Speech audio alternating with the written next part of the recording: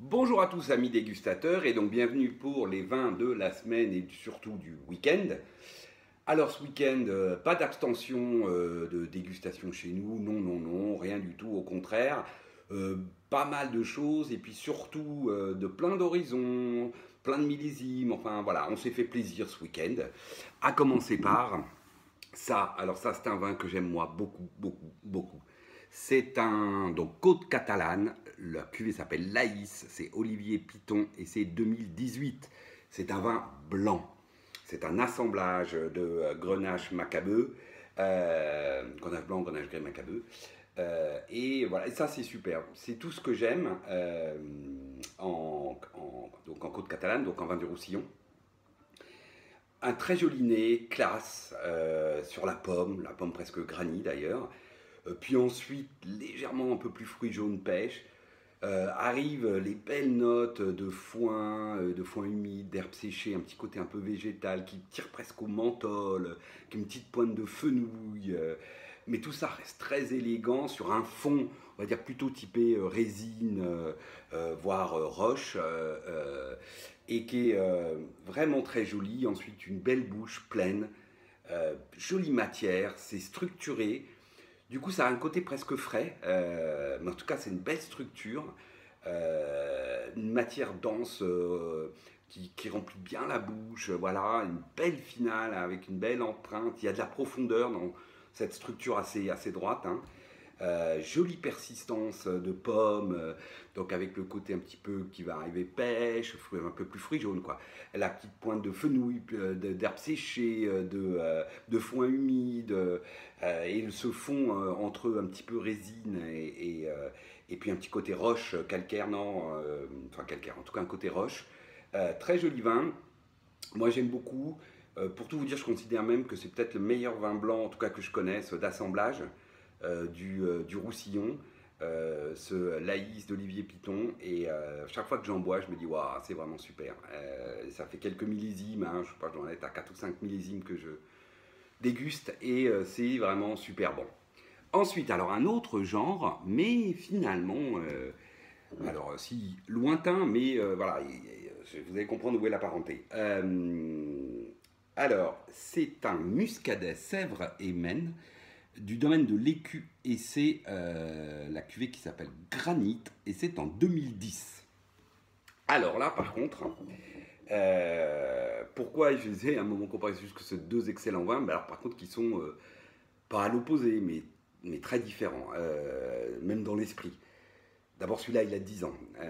Ardéen, un muscadet qui a tenu 10 ans, et il a très bien tenu.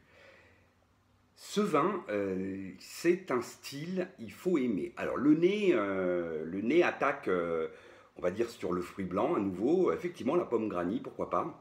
Puis ensuite, on a plutôt des notes de champignons, de mousserons, de champignons. Et c'est pas très expressif. C'est assez droit au nez. J'allais dire, oui, presque austère au nez, hein, voilà, sur un fond, justement, alors là, de roche, calcaire assez marqué. Puis alors en bouche là, c'est droit, c'est très profond, c'est méditatif, c'est voilà, belle matière, aucune vivacité, mais alors c'est archi sec, c'est tendu comme un arc, c'est hyper profond, sans que l'acidité se sente, hein, parce que la matière est là, une belle matière dense, voilà, c'est gainé, quoi, ça gaine cette droiture là, cette profondeur, toujours sur la pomme, ensuite ces notes plus champignons, le côté un peu grotte sous bois, champignons, ou alors mousseron, hein, typiquement, on n'est pas aux champignons nobles, mais voilà, puis ce fond de roche, quoi, ce côté, alors pour le coup très minéral, là, on peut utiliser le mot, hein, et franchement, c'est un vin plutôt, on va dire, janséniste, hein, c'est d'une rigueur, c'est d'une droiture, voilà, la finale est droite, tendue, puissante. Waouh! Bon. Moi, c'est un très beau vin. Voilà, j'ai mis une jolie note parce que c'est un très beau vin. C'est pas le style que je préfère, hein. Et comme je disais à mes petits camarades, j'ai bu ça, c'est bon. J'ai fait, voilà, j'ai des aspirations pour les 10 prochaines années. Là, j'ai fait de la méditation pour les 10 prochaines années, question œnologie. Hein. Mais c'est très beau. Sylvia a beaucoup aimé, par exemple, parce que justement, c'est archi sec, c'est très droit, très tendu, sans sentiment d'acidité, parce que c'est mûr. Voilà. Donc c'est vraiment un joli vin, très réussi sur ce millésime 2010. Dans un genre que certains vont adorer. Voilà, moi qui passe ce que je préfère, mais ça reste un joli vin. Ensuite, ah, ça c'était super. Alors ça, on passe au rouge là. Un Volnay Cailleray premier cru donc de Reburgeon Mur 2013. Voilà, ça c'est une cuvée que j'adore chez Reburgeon Mur. De toute façon, j'adore le terroir des Cailleray généralement. Pas du tout le terroir de Volnay classique. On dit souvent Volnay, c'est féminin. C'est voilà. Cailleray, c'est un vin puissant. Et là, vraiment, on en a l'exemple. Sur ce 2013, qui n'est pas pour moi un très grand millésime de Bourgogne, c'est un bon millésime, on va dire classique, dire plutôt tendre comme millésime pour moi, qui n'a pas énormément de fond. Bah là, évidemment, sur un Cailleray, tout de suite, ça prend une dimension qui va très bien au vin sur ce millésime. Alors on met le nez dessus, d'abord le nez, ça y est, on commence à rentrer dans la phase de maturité, d'évolution. Ça attaque sur la framboise, assez classique, puis très vite arrivent les notes évoluées de sous-bois de champignons, mais cette fois champignons nobles, cèpes grillés, etc. Puis arrivent des épices, plutôt girofle d'ailleurs que réglisse. Et puis on a un côté fleuri, fleurs séchées, enfin fleurs au départ, pivoine, puis ça tourne un peu fleurs séchées, genre rose, voilà, sur un fond là qui est où presque le cuir commence à arriver, puis on a aussi des légères touches de mocha. Enfin bref, le nez commence vraiment à avoir de la complexité, il évolue tout du long et du repas et même de ce qu'on agite le verre. Ensuite, on met en bouche, là c'est voilà, on a une bouche dense, pleine, voilà, qui tout de suite implique sa présence, puis c'est droit, c'est très structuré. À nouveau, si là j'avais un vin puissant et droit, là aussi j'ai un vin puissant, droit, profond, mais alors par contre beaucoup plus large, beaucoup plus ample, très beau tanin soyeux qui remplissent la bouche. Et puis il y a surtout cette notion de puissance qu'on ressent, qui vous emmène comme ça. C'est la fameuse expression, avec le gant de velours, voilà, parce que ça reste tout à fait délicat, ça en met pas, c'est pas exubérant, pas du tout. Toujours sur la framboise, les belles notes là, d'épices, de rose fané, de fleurs, et puis arrive ce petit côté cuir, petit côté mocha, petit côté champignon, enfin voilà, on a tout ça qui se mélange joliment dans la bouche, c'est très, très harmonieux.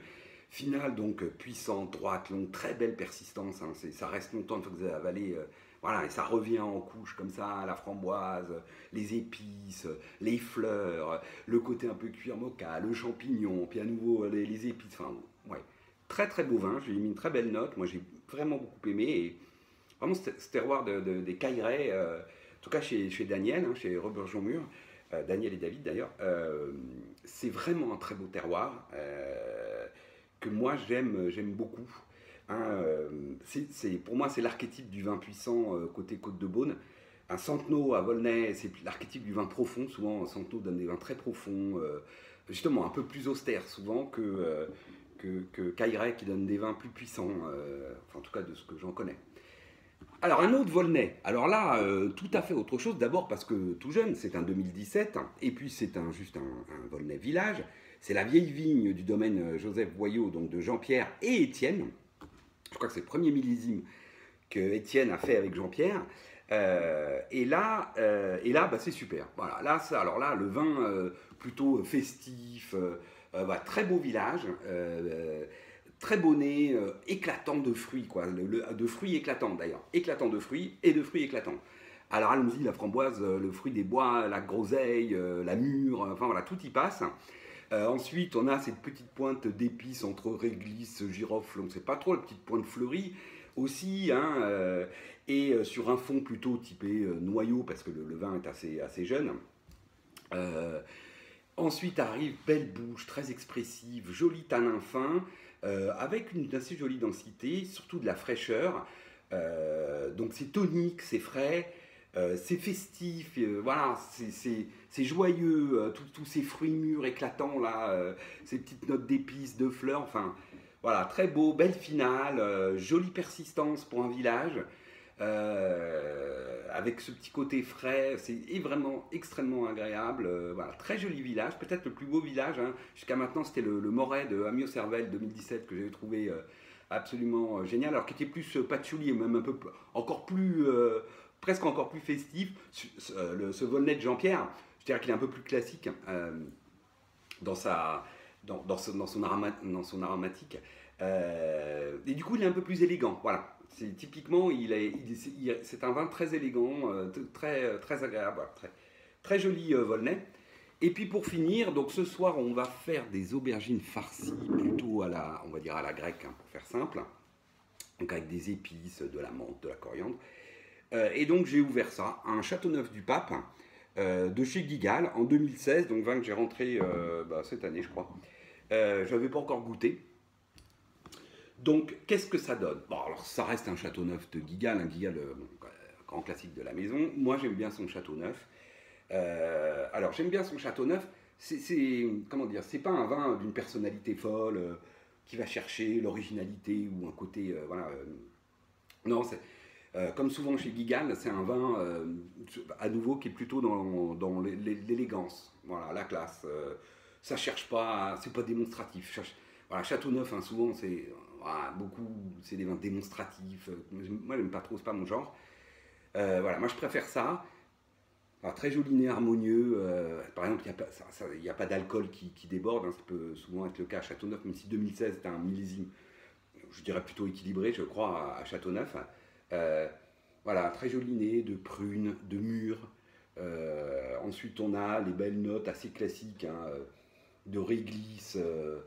Ensuite, on a le côté, petit côté garrigue, alors herbe séchée, mais au sens garrigue, quoi, voilà, qui apporte une petite pointe de fraîcheur. Et puis, le fond, typiquement cacao. C'est pas encore évidemment d'une grande complexité, mais on sent, c'est harmonieux, c'est bien fait, on sent que tout y est, voilà. Ensuite, en bouche, c'est très agréable, parce que ça reste justement assez élégant et friand surtout. Le fruit mûr, la prune,